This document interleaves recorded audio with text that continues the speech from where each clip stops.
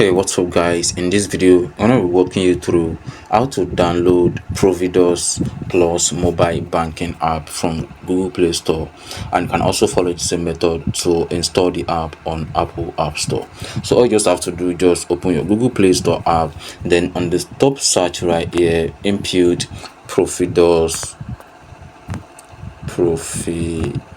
You can see Providus mobile app, so just click on that, or you can also click on Providus Bank, and you can also click on Providus Plus. So anyone you click, it will still take you to the same app.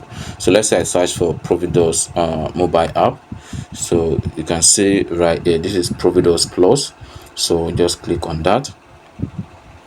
Then you can see recent data from similar device shows that this app may not work on your device. So maybe this is just my own device. I don't know about you, but it's actually showing that I can install this app. So I'm gonna click on install.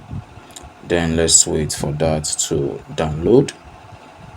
Then you can see over 100,000 downloads have been generated already for this app, and you can see the size of the app and the overall rating, which is 3.4, and the total review is 331. So that is just the data for the Providus Plus banking app. So in the next video I'm going to be walking you through how to download, or how to create an account on the platform.